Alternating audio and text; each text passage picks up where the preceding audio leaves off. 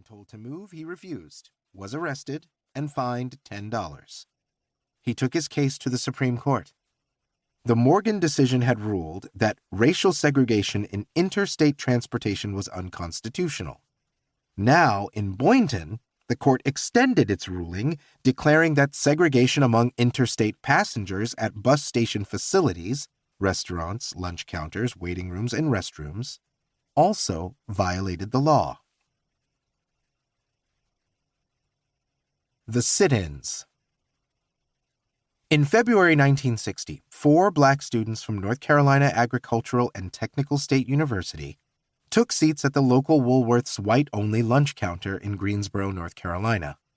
They politely ordered coffee, but they were refused service and asked to leave.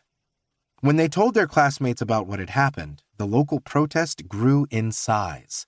Within 2 months, more than 70,000 young people, black and white, in 14 states were conducting sit-in campaigns.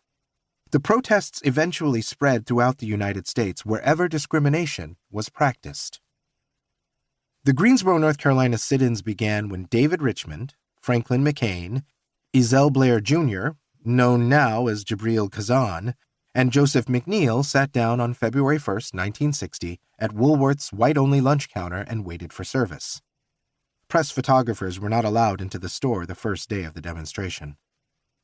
On the second day of the peaceful protest, McNeil, seated from left, and McCain are joined by Billy Smith and Clarence Henderson, and more than a dozen others as the sit-in movement grew.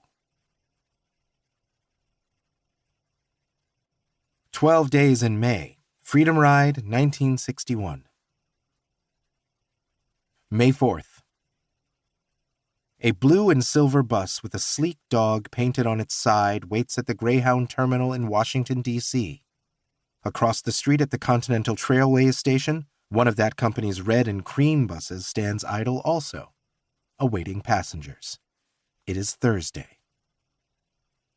13 friends purchase bus tickets to New Orleans, Louisiana.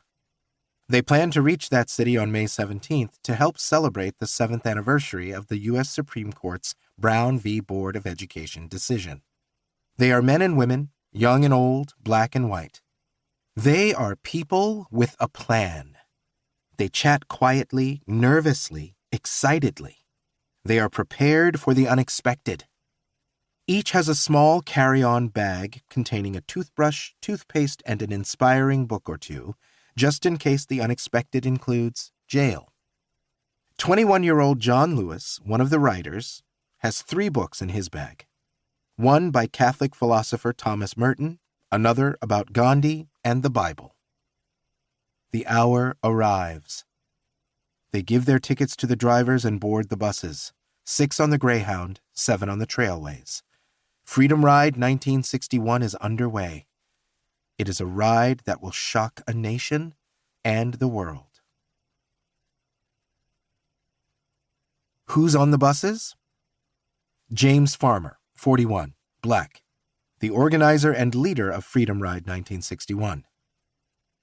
James Peck, 46, white, a lifelong pacifist and longtime activist in the civil rights movement.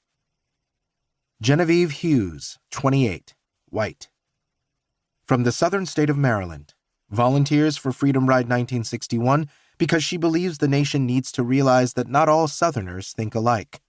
One of 2 women originally chosen for the ride. Joseph Joe P. Perkins, Jr., 27, black, active in the Ann Arbor Direct Action Committee, a nonviolent student-run civil rights group dedicated to integration at the University of Michigan. Walter Bergman, 61, white, the oldest Freedom Rider, a retired school administrator and part-time professor from Michigan. Francis Bergman, 57, white, the second oldest Freedom Rider, a former elementary school teacher and assistant principal. Albert Smith Bigelow, 55, white, a Harvard graduate, retired naval officer, and an architect. Jimmy McDonald, 29, black, a folk singer from New York City. Edward Ed Blankenheim, 27, white, a part-time chemistry student at the University of Arizona.